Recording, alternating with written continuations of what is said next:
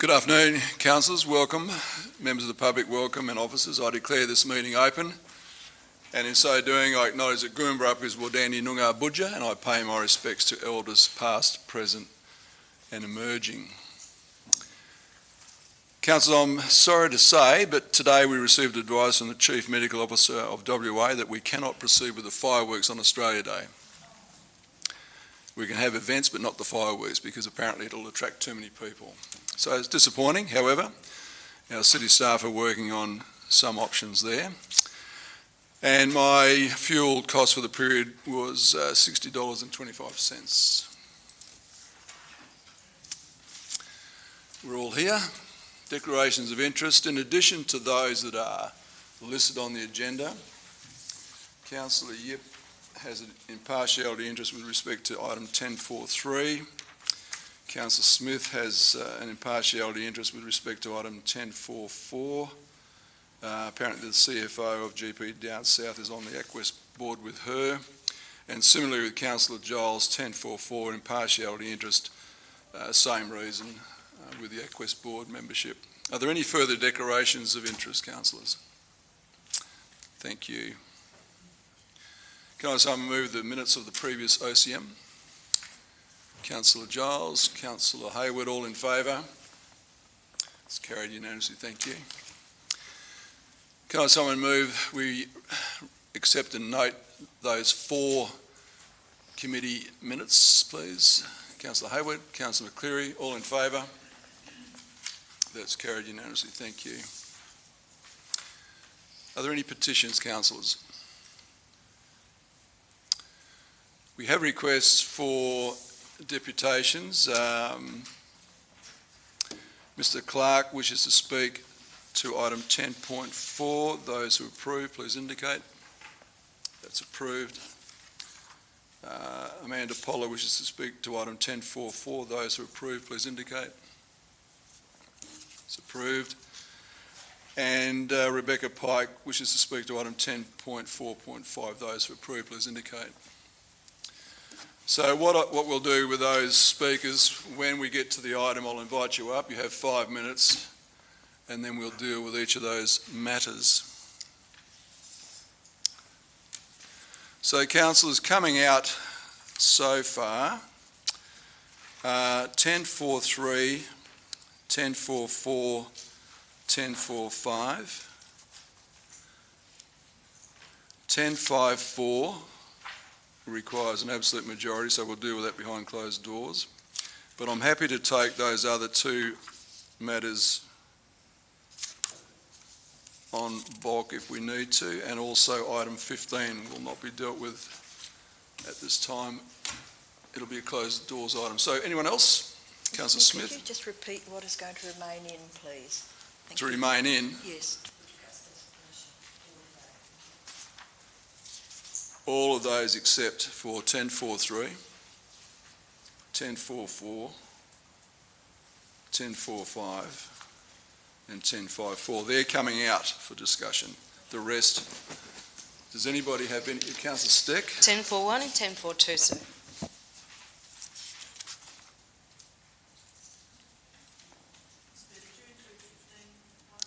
Yeah, we'll deal with that separately. Any else? So just to be clear, those 2 contract matters, not the 3rd one, but the other 2, I'm including in here. We all good? Someone move the block, please. Councillor Hayward, Councillor Plum, all in favour? That's carried unanimously, thank you. So let's go to 10.4.1. Can I have someone move the executive recommendation? 10.4.1. Thank you, Councillor McGuell. Councillor Plum. Councillor McGuell. Councillor Plum. Speaker against. I just have a question, sir. Councillor Steck. It's in relation to the community consultation. Yep. And it also refers that the method of communication between all the landowners, which also includes mostly the commercial landowners and leaseholders, is by email. So I wanted to query whether or not we have an updated email on file for every single landowner, a commercial owner, and indeed leaseholder. Okay, I'll ask the CEO to explain the proposed public consultation with this matter. Through Mr Mayor, I might defer that to Mr Barber. Mr. There is Barber. a communication and engagement plan as an attachment. Through Mr Mayor, there will be multiple engagements, so we'll be advertising it publicly in the papers. We'll be doing some targeted consultation with various landowners in different areas if it's of a specific interest. So some of those interest areas, that will probably be via letter drop or postage. Email, if we have their email addresses. We'll also probably be having some focus workshops in areas, again, of those focus areas. Thank you. So the email part of it is just one portion of the strategy. Is there a speaker against this? I'll put it all in favour. That's carried unanimously. And I'll just say again, councillors, this document is an outstanding piece of work by the town planning staff, so thank you, Mr Barber. We move on to 10.4.2. Can I have someone move the executive recommendation, please? Councillor Yip, Councillor Hayward, Councillor Yip, Councillor Hayward. Speaker against, Councillor Steck. Thank you, sir. It's no surprise that I'd be speaking against this item. Over 2.5 years ago, I put up a motion on notice for a Family and Communities Committee to tackle exactly this issue, but at more grassroots level. This is helicopter at its best in governance, and that's not good enough because it's not actually dealing with the problems we have in our community. It's farming them out to those who are engaged. Yes, they are, but there are so many left behind, and there are so many groups left behind, and we know it. And in this forum, we know that. I have done a lot of campaigning in the past, and I was the one that alerted this council that we had the highest needle exchange program in the entire state when it comes to on par to the city of Perth per capita. And you told me it wasn't good governance. You said local government had no business being involved, and I told you I flew to Melbourne, went to many forums, and they have such a committee. Melbourne does. So shame on us. Speaker for, Councillor Yip. I'll put it all in favour, please indicate. Those against. One that's carried. Councillor Steck voted against, the rest voted for. We move to 10.4.3. Can I invite Mr Clark to the podium? Welcome to you. Thank you. There's a clock under here just to 5 guide you. minutes. Okay. Sorry I have to read this, but I just wanted to get all my points across. So this is for a click and collect facility at the Terry White Kmart in South City down in Spencer Street. The pharmacy's been there for over 70 years. I've had the pharmacy for 20 years. While I've been there for the last 20 years, I've tried to be customer focused, provide many services for the community. We've won many awards for that and stay at the forefront of innovation. We've raised nearly $40,000 for ovarian cancer over the last 10 years, and we've automated our dispensary and packing area. So in redesigning, just to give you a little bit of background, in redesigning our pharmacy over the last 10 years, or for the next 10 years, should I say, we thought of a few ideas, and that was having a separate entrance and exit to the pharmacy for COVID, and also thought about a drive-through pharmacy. So we started the journey of the click and collect drive-through pharmacy nearly 9 months ago. After getting the approval of the landlord, we engaged Hargraves to do up a design. Also engaged DVC to do a traffic assessment. After 3 to 4 months of going back and forward with planning and council, submitted it to advertising to the public. So with the feedback from the public and the planning department in August, we engaged TCON in Australia to help with the modification of the submission. After meeting with the planning department again, we changed the plans to a click and collect service and not a full-on drive-through service. We then had Hargraves to redesign the plans to a click and collect service, and once again got DVC to do an impact report on the actual proposal. They concluded, based on the Based on the assessment described in the report, the development process has no significant adverse impact on the capacity or safety of the surrounding road network. So we're envisaging the click and collect service will be a lot faster than a drive-through because we're basically going to have pre-orders done. In pharmacy, technology is advancing very fast, and with a phone app you can actually order your scripts, pay on the app and just pick up the parcel at the other end. So we're envisaging waiting times to be brought down to a minimum. We've actually reduced the waiting bays down to 2, which will be on the side of the pharmacy. There'll be a sign to direct people which way to go, and there'll be 3 waiting bays behind the pharmacy if we have more than 2 cars. The drive-through click and collect will reduce the demand for on-site parking. So it runs smoothly. We'll have wall-mounted click and collect signs, directional signs. We'll also have a camera inside the pharmacy when people arrive so we can see them arrive. So we've been a big part of the community for over 70 years at pharmacy. We basically think with the COVID now is going to be around for the next 2 to 3 years. So we feel it's going to be great for people that are very vulnerable to infections such as the elderly, reduced mobility, mothers with children, being able to pull up next to a pharmacy and just pick up a parcel, not have to get out. So in conclusion, the development process has been amended to address both officer concerns and issues raised by the public consultation. We have only moved ahead with the project based upon the independent road traffic assessments from DVC. We've listened to the residents' feedback and altered our strategy. We've listened to the planning department and altered the plans. They have now accepted the concept that we propose with certain conditions. This includes upgrading the gardens for better visual impact, adding a bike rack and a line marking of the car park. We'll also be upgrading the toilet block as well.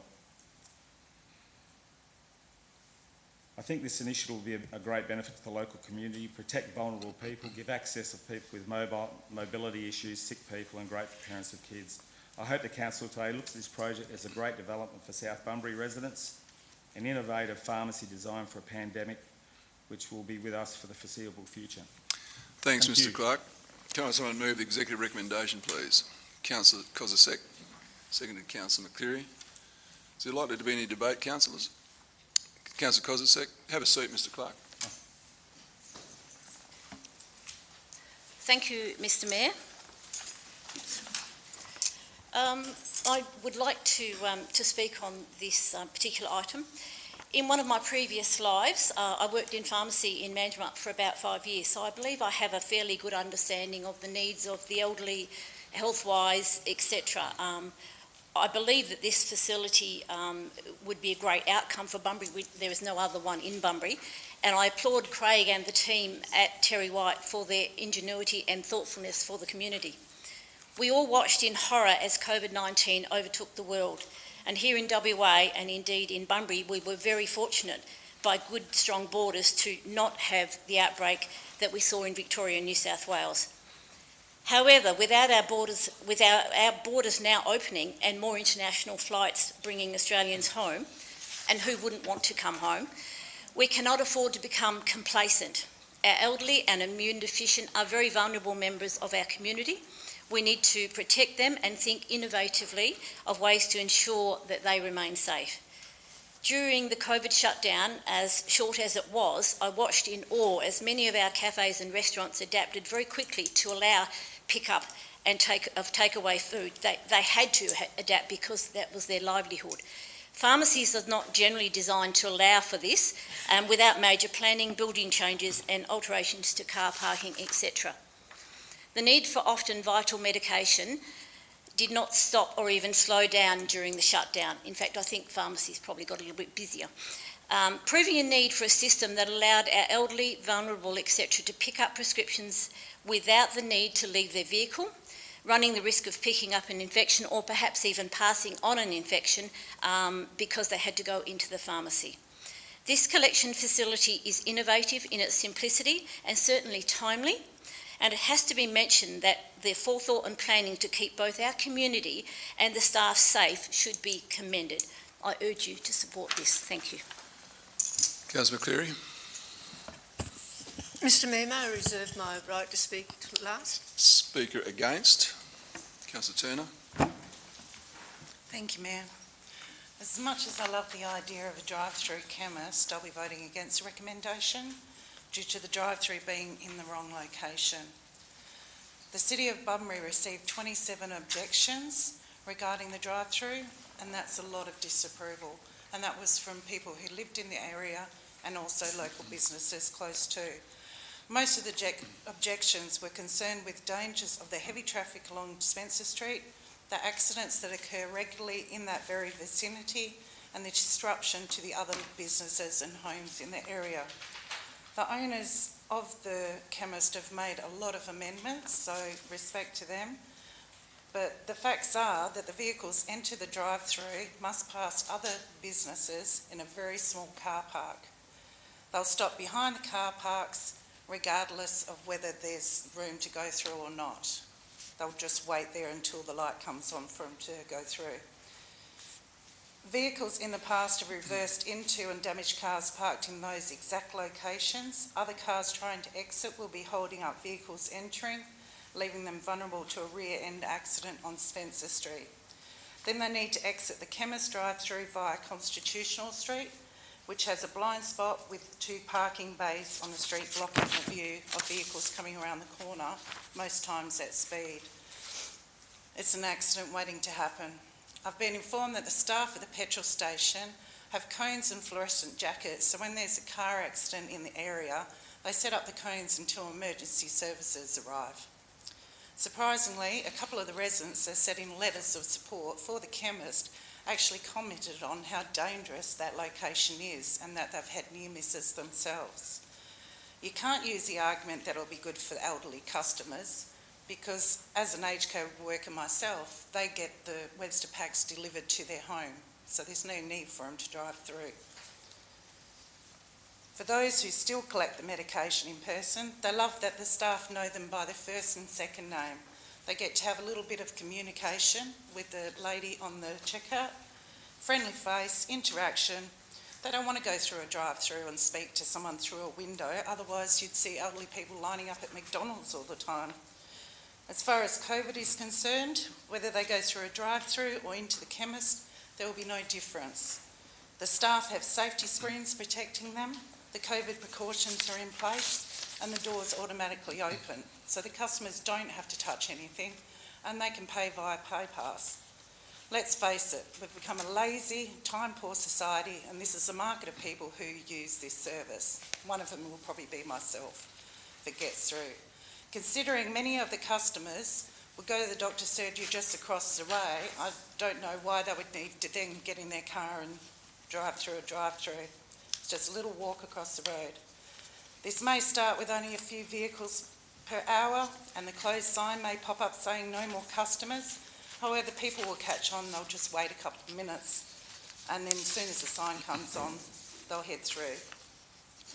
Near the chemist, there are about 7 exiting areas where vehicles can come out. That's a lot of potential accidents waiting to happen. Not only to mention the kids coming and going to the primary schools in the local area. The drive-through in Geraldton was actually designed for that specific thing, to have a drive-through. This is not the right area and it's too small. I therefore will be voting against the recommendation. I'd hope you follow suit. Thank you. Thank you. Speaker 4, Councillor McCleary. Has it been recorded that area is a black spot, and how many accidents have actually been there? Have we got that noted, sir? I sincerely doubt we'd have that information right here, but I can be surprised, Mr. CEO. I don't think you're going to be surprised. No. Mr. Harris is saying no. Did you wish to speak for now? Thank you, Mr. Mayor. Yes, I do. I feel and I respect Councillor Turner's view, but I believe that it is a very short-sighted and a scare view that is going on. When there's change, there's always new things to be had, there's always fear. I believe that we're not to go with this fear this time.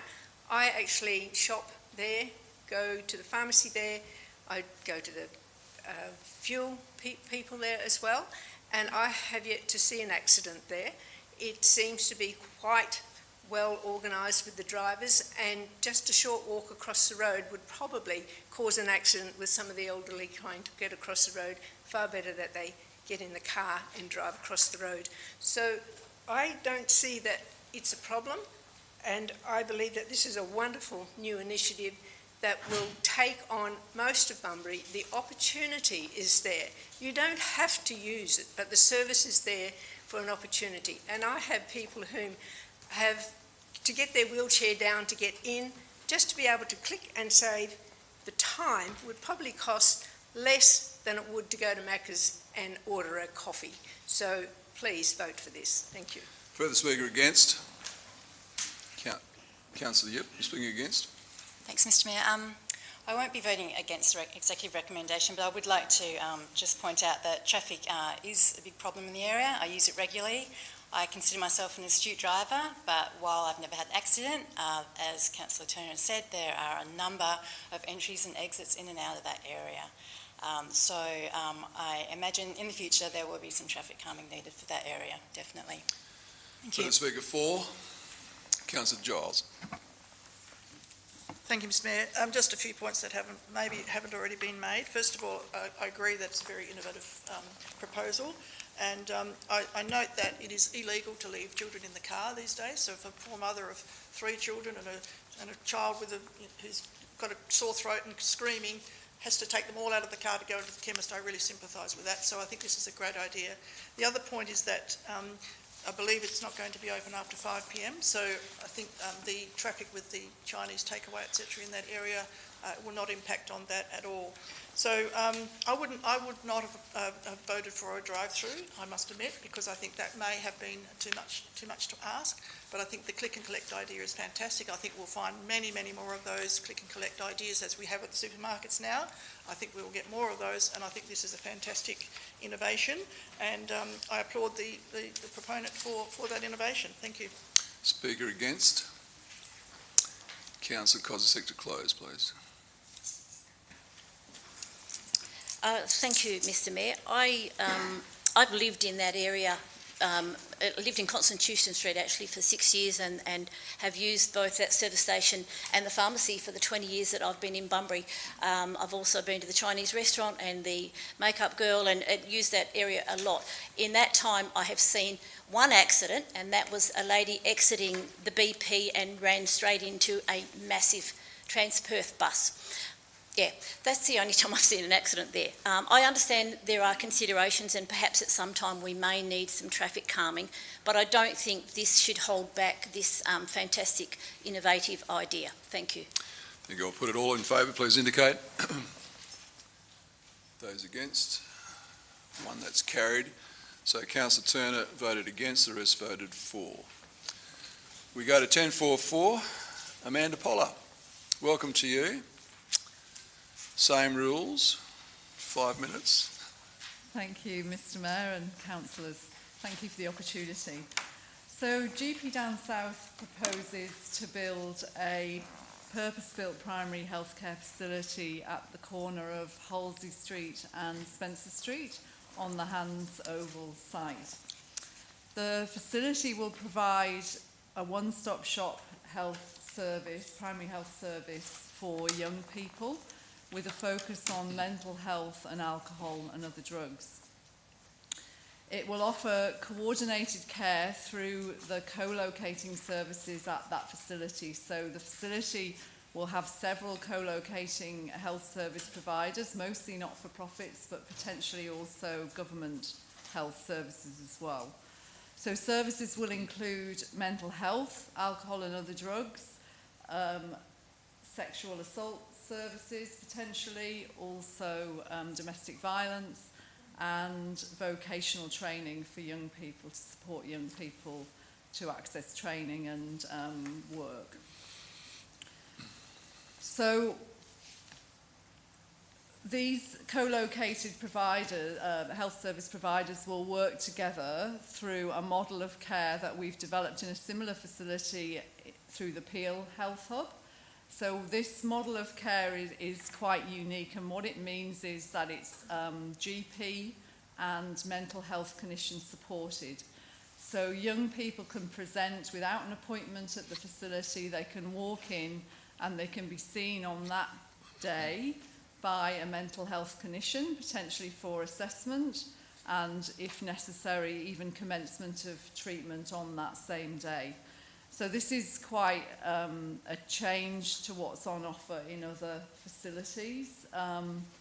And you may be aware that there is a high proportion of mental health among young people, and particularly in COVID, the Smiling Mind survey that was undertaken in 2020 said that up to 55% of young people had expressing concerns about their mental health and about their future in the context of COVID. So the mental health problem among young people is likely to get worse rather than better impacted by COVID. So this model provides these mental health clinicians, and also they will not only commence that treatment, but they will also support the young people to access the services they need. And what that means is they will get those services more quickly and in a more coordinated way. In terms of the proposed Hands Oval site, we're very excited about that prospect, and we feel that the co-location with the sports facility is really positive for youth health, particularly for young men and particularly for suicide prevention. It's a great location in that everybody knows where it is that lives in Bunbury. It's a landmark site. It's got great access services. It's got close proximity to the GP practices, the pharmacy, and diagnostic services on Spencer Street. It's close to local high schools, the facilities at ECU and Mania.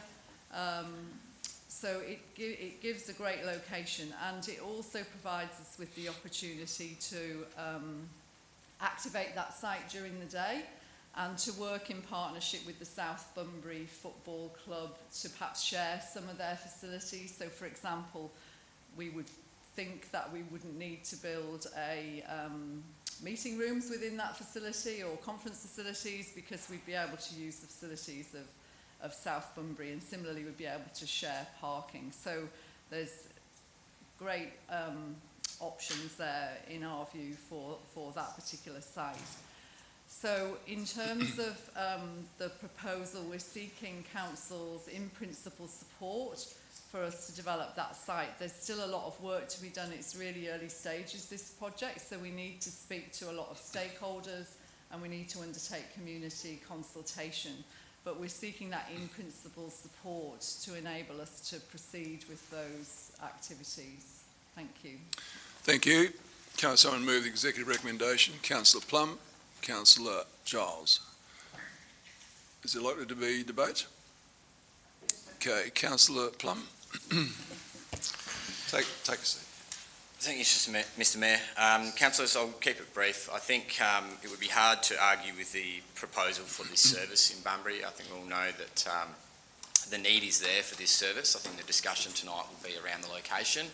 My simple argument is, let's get the MOU rolling. If the community tells us that they really don't want this on this site, let's carry the discussion another day. But I think it would be very, I would just reiterate Mrs Pollard's comments about the increase of need for mental health services for youth, and the location with the football club and the other health services around Spencer Street is obviously a good location. It's also proximate to South Bunbury and all the bus services in and around that area. So whilst there may be a discussion tonight, some arguments made about the location, I think we get the ball rolling and listen to the community on the way. Thank you. Councillor Giles. Thank you, Mr Mayor.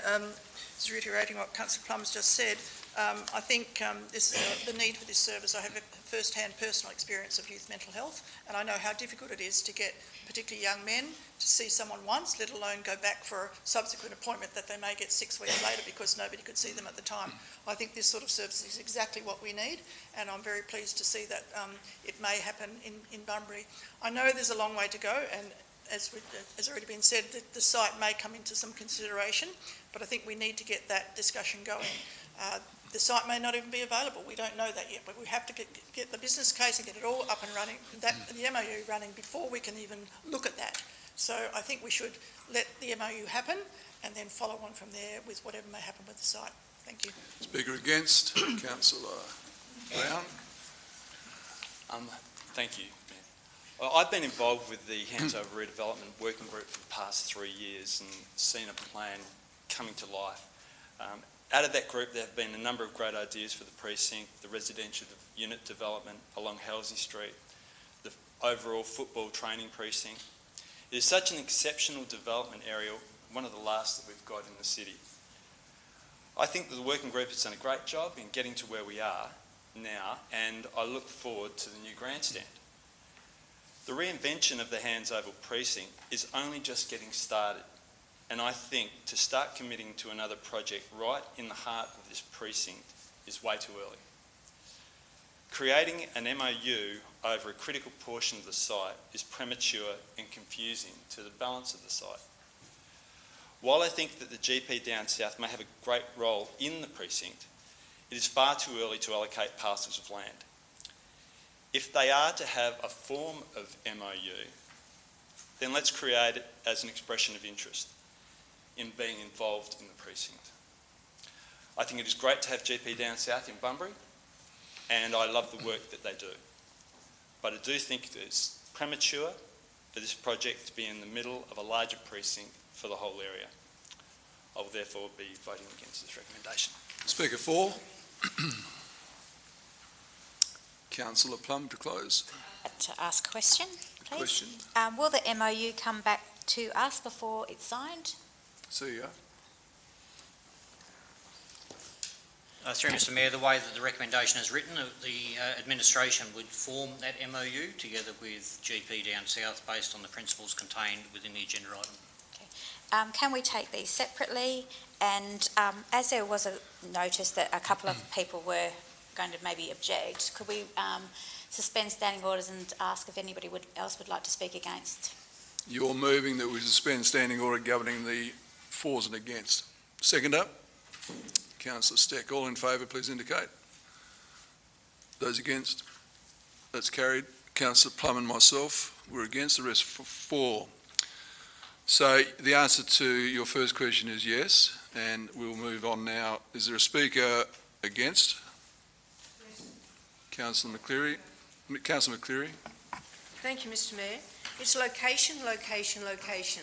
As far as the service goes, 110%.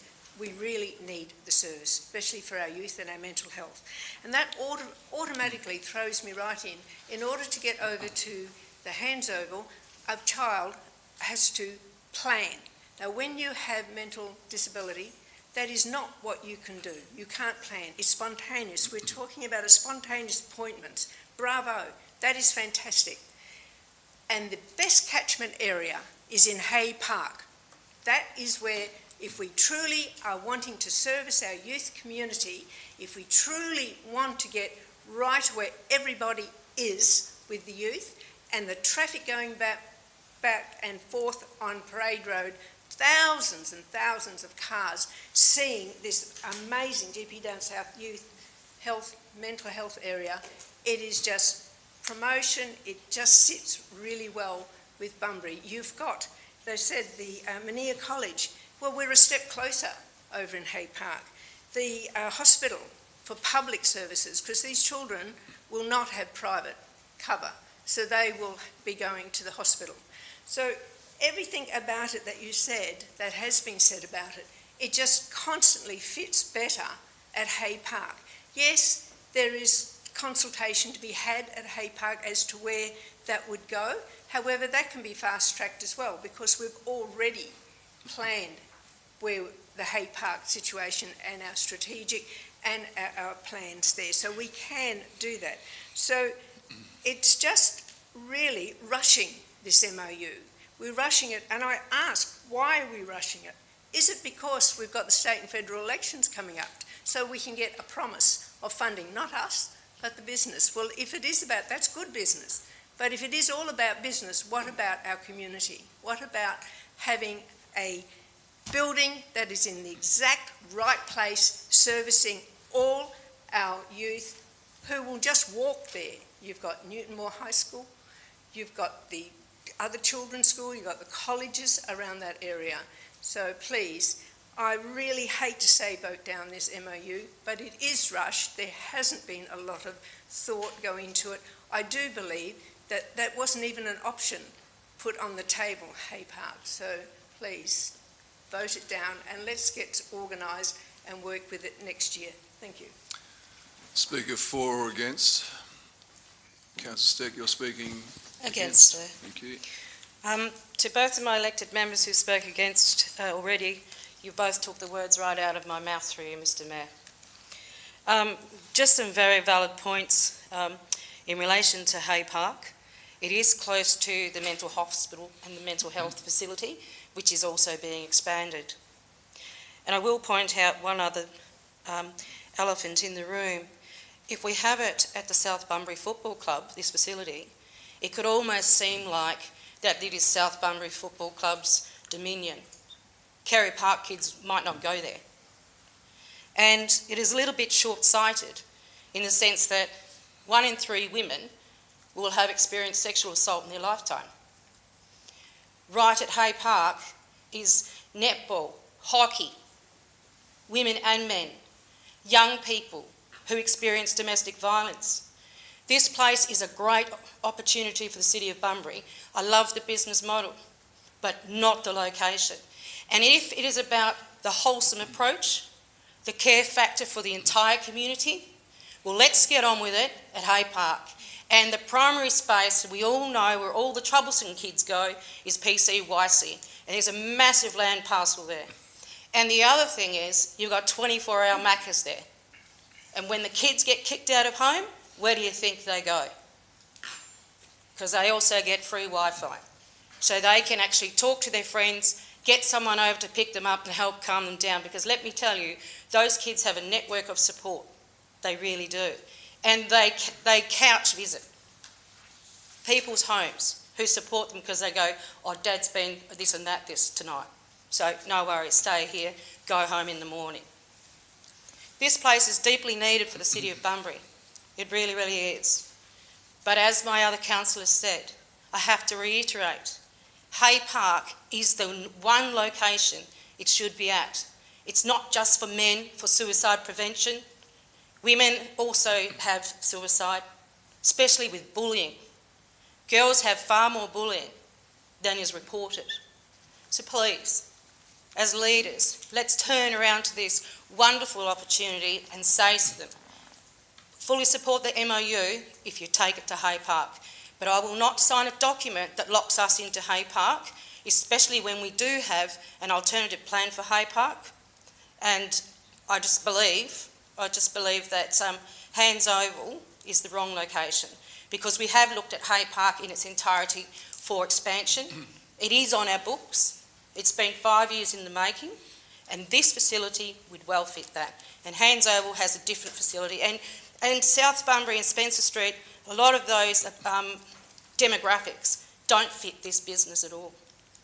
And Kerry Park and Withers and even Daly Up children and even other suburbs, they will go to this facility because there's no stigma attached at Hay Park. It's a sporting facility. Speaker for or against? Councillor McGraw, what are you speaking for or against? I'll be speaking for Mr Mayor, and just very quickly, I wasn't going to, but I just want to councillors, we seem to be obviously, as Councillor Plum mentioned earlier, talking about the location here. We're not locking into anything. We're not choosing a spot. Let's remember that we're not locking ourselves into anything, councillors. GP down south come to us. We're not building anything. This is them who've come to us. So this is their preferred location. I see no harm in us entering a MOU to discuss this potential. It may fall through, we don't know that, but this gets the ball rolling. Councillor Brown, I hear what you say, and I agree, obviously, Hands Oval. I can't wait to see that space being utilised, but I think this gives an opportunity for GP down south to work with that group. There's nothing stopping that opportunity. So I'll be supporting for this because we're not committing to anything. Anything that happens there will be coming back to us before we do that. This just merely allows that discussion to start. As Ms. Poller said, she wants to have a look at all the opportunities. The discussions will happen, and obviously in time, hopefully sooner rather than later, we either come back with a yes, it's happening, or it's no, and obviously we can look at that. If it comes through their continued work that's not the location, they'll make that decision. But obviously this is not us building anything. This is these guys coming to us. So I'll be happy to support and see what happens in the next 12 months. Thank you. Councillor Hayward. I'll be speaking for mostly. Thank you. I just wanted to say, look, I've also been on the group working for a couple of years to try to come up with a plan for Hands Oval, and this is it's not a misfit, but it's probably just not quite in line as it would normally be. Having said that, we absolutely must enter into an MOU with these people. The work they do is second to none. They run an excellent service in Mandurah. Our young people desperately need it, and despite the organisational issues that we have, we've got them on the line and they've nibbled and they've taken a bite, and we need to not let go. We need to make sure that we can land this for our community. So I urge us all to support the MOU. I do have some reservations, as others have said. I'm not sure that we can just randomly assign Hay Park or anywhere else either. I think there needs to be some science behind some of those things, although what people have shared have made some good points. When I spoke to their chairman earlier this week, he mentioned to me that their preference would actually be in the CBD if they could find a space. So I think that there are some conversations to be had, but I don't think that we can afford to miss out on getting this MOU signed. I think that we need to absolutely do that. I think it's a very intelligent idea to take these items separately, and that gives you the opportunity perhaps not to support number two if you've got a real issue in terms of its location. But the others, I think, I encourage us to pass, and let's have those discussions and see if we can't work out how this fits in our community, because we absolutely must have it for our young people. Further speaker, Councillor Steele. Thank you. I will be voting against number 2 for all the reasons that my fellow councillors have said, especially Councillor Brown when he said that we're only just starting the redevelopment of Hands Oval and we don't know what that finished project is going to look like yet. I'm not also maybe in favour of Hay Park either yet, but I do think we do need to look at other areas, and that's why I can't support number 2, even though it's not saying, as Councillor McGuell said, it is saying that we provide principal support. Well, I actually don't want to provide principal support for that. That's why I will be voting against that. And we also have to take into account too, we've already put land away too for SWAMs, which is all of JC Park. That's another prime land that we've also, for not-for-profits, we also have to take that into account as well. They've also come to us without funding, as these people have as well. And like SWAMs, we also are right behind them. We do want to see GP down south here, but I just cannot support that land. Anyone else wish to speak for or against before I do? I'm going to support this, councillors. The key message I want to give to GP down south is that there's general agreement around the council for the service to be in Bunbury. No question. It's about the location. This process gives GP down south and the City of Bunbury the opportunity of looking at perhaps other locations as well. That could be the outcome. It talks about a business case, it talks about community engagement, all those things will follow. There's nothing in here which says, apart from in principle support for the location on the corner of Halsey and Spencer, there's nothing in there that absolutely binds council to that site. In principle support means just that. So I'd really like the representatives from GP down south to take away from this meeting, irrespective of the outcome of the vote, we want you here. It's a question of where. And I'm saying let this process run its course, and that will inform us better. Councillor Plum to close. Thank you, Mr Mayor and councillors. I don't think I could say much more than what has already been said, and I think the points, there's great points on both sides of the argument around the location, and I think that highlights the fact that we've all said this process needs to commence and listen to the community. And I'll just reiterate what's already been said as well, that this is an MOU, it is a Memorandum of Understanding, it's non-binding, that includes point 2, so I don't particularly think it would matter a great deal if 2 didn't get up tonight, but I think that it would be a great disappointment to our youth and most disadvantaged community if this process wasn't getting going. We do, as a council, I know I do, put pressure on the CEO, our fantastic CEO and executive, to get things going faster. So I don't think this is rushed at all. I think this is getting up in a timely order, and if it didn't get up tonight, it would probably not. We probably wouldn't be getting consultation or a community engagement going until March, April, May, who knows. So I encourage you to support all 4 points, and let's get this service here in Bunbury. Thank you. Thank you. So I'll take number 1 first. Those in favour, please indicate.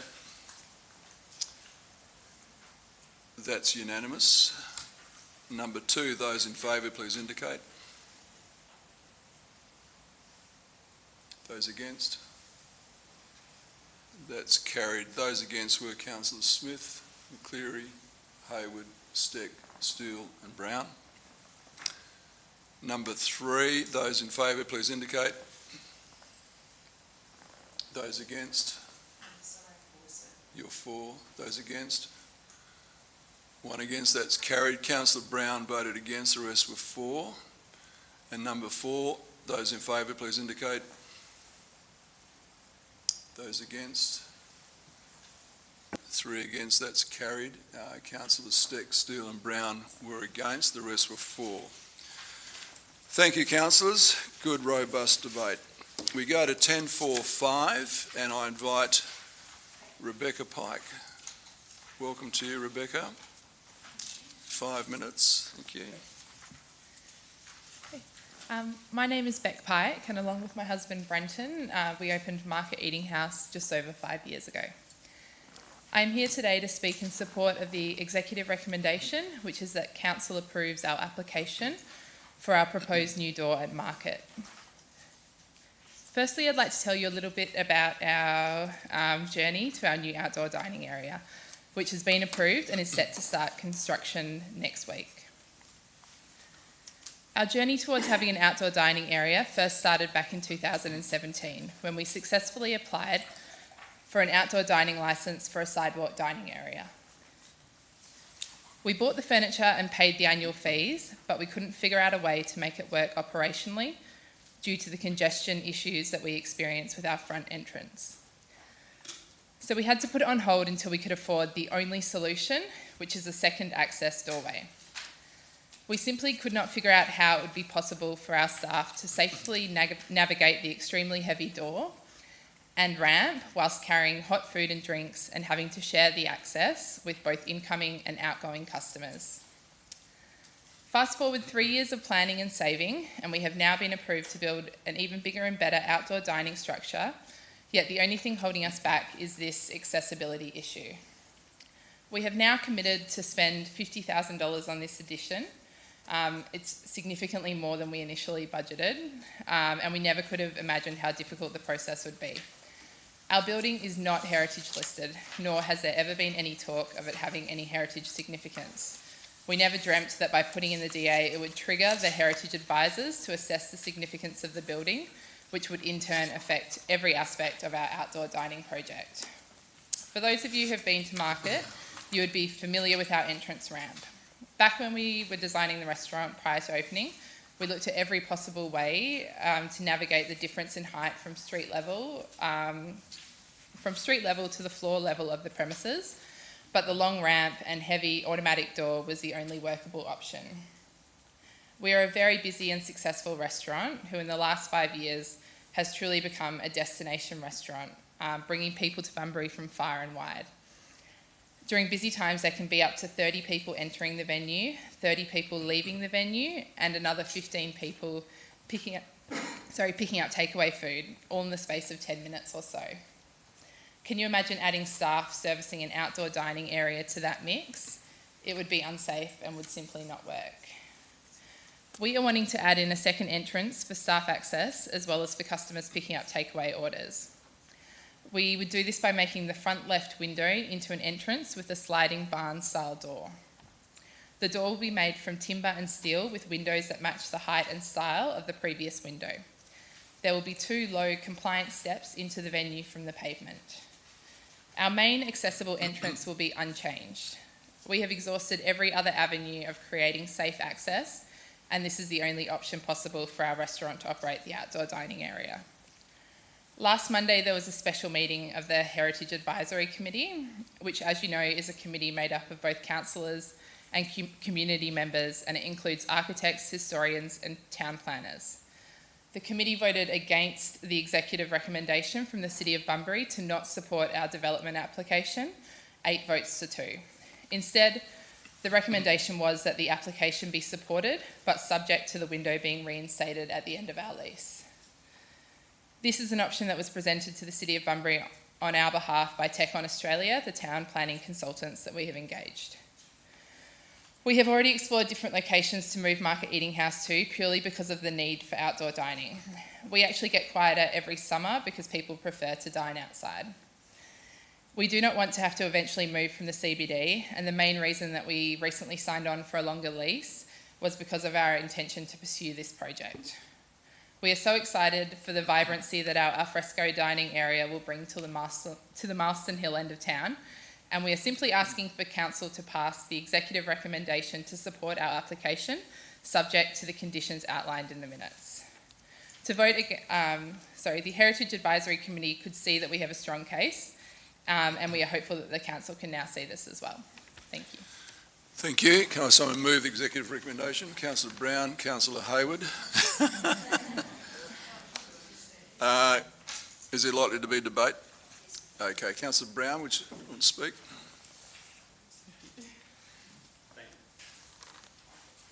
Thank you. Look, let me firstly say that I fully support the replacement of the window with the door at the Market Eating House in Victoria Street, so that the building is functional and is a viable enterprise for years to come. And at the end of the tenancy, they will reinstate the window. One of the highlights for me under the local housing strategy adopted earlier tonight was the topic of embracing innovation and use and reuse. Under that heading, into the future, I hope the city officers overseeing this strategy look to our heritage buildings, both listed and unlisted, and reimagine the role that these buildings can play in our community. They are a link to our past, and the community needs them to survive into our future.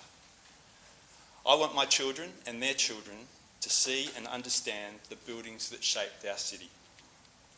Far too many have disappeared, and for far too long we have had extremely rigid rules stating that you cannot move a brick, a tile or a window.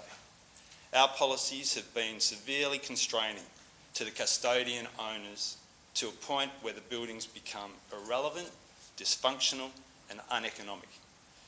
They become vacant, fall into disrepair and finally beyond repair. It is not the job of the state or local governments to purchase every old building and use a bottomless pit of money to preserve these sites.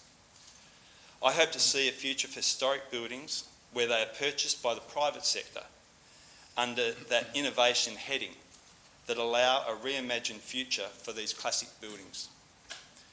This readaptive reuse is the modern approach to the conservation and management of heritage properties and is based on understanding the heritage significance and qualities that these properties possess, build on those qualities and allow the buildings to be readapted for future generations, becoming functional buildings with modern amenity, capturing the historic qualities and the things that we love. Buildings will only survive if they are relevant, alive and activated. They need warmth and fresh air. That means they need people. A vacant building has none of these, and if this situation, if the current tenant were to move out, because the building was no longer fit for purpose, there is a chance that it will dilapidate and fall into ruin. In this case, a subtle modification to the window, which is sympathetic to the streetscape and hidden behind the alfresco, should be allowed to the tenants, who have created functionality to the building and a chance for this building to survive. An economically viable heritage property does not need protection at all, as it will be occupied, maintained, and is a valuable asset to the landowner and the community. With this approach, I think the future is bright for not just our heritage, but for all of our buildings. Thank you. Councillor Hayward. Thanks very much, Mr Mayor. In 2017, these people had a dream, and here we are in 2020, and they've knocked their head against the wall, against red tape and difficulties the entire way. We just need to make way for these guys. What they're doing and asking is not at all unrealistic, and I think Councillor Brown put it beautifully in terms of his description of the survival of these types of buildings. So I just encourage us all to get behind them, send them the right message, and hopefully we'll all be there on the footpath having a meal very soon. Thank you. Speaker against, Councillor Smith. Thank you, Mr Mayor. Can I at the outset say I'm not into killing dreams. I spent 30 years of my working life helping small business in every which way I could. Sometimes I pinged them for being naughty, but most of the time I was helping them. Mr Mayor, many things differentiate Bunbury, but one particular thing sets it apart, and that is its built environment. Even though it's lost so much in the past, and I feel this motion will probably pass, I think it's incumbent on me, I have a moral obligation as Chair of the Heritage Committee to stand up for the built environment and for heritage buildings. And I'll come to the fact that this building's not on the register in a moment. I was born in this place, just up the hill as it turns out, and it happens to be the anniversary of that day, today. But I must remember what we have lost. Berry Hill, where I was born, gone. St Paul's Pro Cathedral, just on the corner down here, gone. The old post office, gone. The old fire station, gone. And some of you may remember the magnificent facade of the ES&A Bank, where my parents banked. It had 4 Corinthian columns made out of beautiful pale grey marble, with a set of stairs leading up to the bank, and it's where the current ANZ Bank is now, gone. St Augustine's, with its Norman-style tower, knocked over to build Tom the cheap grocer, down on Prinsep Street. Miss Mitchell's cottage, where the current post office is. Miss Mitchell, by the way, was the sister of Sir James Mitchell, who was a former Premier and then Governor of this state. Happened to be a friend of my grandfather's, as it turns out. Look, I could go on. There's so many others we have lost. Now, this may be a small matter, and it may be only just be a window, and it may not be on the heritage list, but it's what's called the thin edge of the wedge.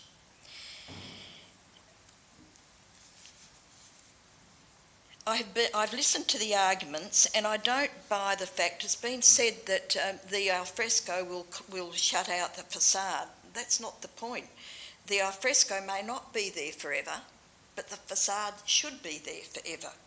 Another argument is that that the old heritage buildings are not fit, but let's face it, a lot of modern buildings aren't occupied at the moment either. It's not just the heritage buildings in this town. How would Bunbury be if there was no Cronshaws? Because they're not going to build that in Dalyellup. They're not going to build the Rose Hotel in Millbridge. They're not going to have Bon Marché or the Lyric Theatre at Australind. And I believe these places, and even the smaller places, are more important, and that's what makes Bunbury different.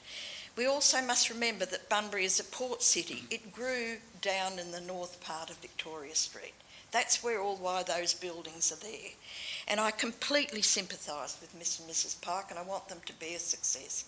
But I think, as Chair of the Heritage Committee, I have to stand up for the heritage buildings in this town. I think this city is remiss that we need a more full identification of the inventory of the built environment in this city, and I'll be giving you fair warning, Mr Mayor, that in the next budget I'm going to be pushing for more money to do just that. So at least that identify these buildings to be on the list. So for that reason, I'm voting against this recommendation. But I wish the Pikes every success. Thank you very much. Thank you. Speaker 4. Just very quickly, Mr Mayor, I'd like to, sorry. Oh, Yeah, yes, go I'm on, for. go ahead. Oh, thank you. I would like to just reassure councillors and anyone that's listening that the executive certainly hold everything that Councillor Smith has said to heart, and if you look at point 2 and 3, we've got it covered. We're only temporarily allowing this to happen. When, upon cessation of the lease between the leaser and leasee, the landowner or the trustee for the Pike Family Trust trading as Market Eating House, the alteration works are to be reversed and the window and wall reinstated within 30 days to the satisfaction of the City of Bunbury. So we are looking after our heritage, and the next one there is the approved development is to be used in conjunction with the approved alfresco structure at all times. There's a DA there. Should the alfresco structure cease to be operational or removed, the alteration works are to be reversed and the window and wall reinstated within 30 days of the satisfaction of the City of Bunbury. So we have no problem with this. It will be as it is. Just at the moment, we're going to alter it for these people to be able to do a better business for Bunbury. Thank you. Speaker against, Councillor Steele. No, I'm not against, but I just have a couple of questions to actually make my mind up that I really need to. Go ahead. So when, I understand they have to put it back within 30 days, but what I have a question about is, and I understand the building is actually painted at the moment, will they have to replace the same bricks? Because I'm assuming those bricks behind are old bricks. What will it look like? CEO. I'll defer to Mr. Barber. Mr Barber. Through Mr Mayor, the material that's removed is to be retained and then would be replaced as best that it can be replaced. If some elements need to be replaced with alternative materials, then we would have to look at that at the time. Who will look after those, who will be in charge of looking after those once they're taken out? CEO. First Mr Barber. Through Mr Mayor, the applicant doing the works. Thank you. And also a question, because I can see on this map here, there's like a doorway that comes out of there and some green grass, and Councillor Brown did whisper to me about they've tried to use that area as well. Is that owned by that building? Because it looks like the walkway goes straight up to a door, and I cannot understand why that is not being used or cannot be used. My understanding it's not owned. Well, so, Mr Barber. Through Mr Mayor, it's owned by a different property owner, and my understanding is the applicant did try to negotiate a lease with that property owner but wasn't successful. Thank you. Is there another speaker against? No. Councillor Brown, close please. Thank you. I fully understand where Councillor Smith is coming from, but I can't agree with the business as usual approach with the unworkable policies of the past, and that is what we are debating. An approach which is proven that it doesn't work, or a modern adaptive reuse approach which values and protects the heritage qualities that we treasure, allowing buildings to have modern amenity and functionality. By having an economically viable building, its future is assured, and that is the outcome that we want. I therefore encourage you to vote in favour of this recommendation. Thank you. I'll put it all in favour, please indicate. Those against? One against, that's carried. Councillor Smith voted against, the rest voted for. So, councillors, I invite a motion to go behind closed doors. Councillor Giles, Councillor Plum, all in favour? That's carried unanimously. Thank you.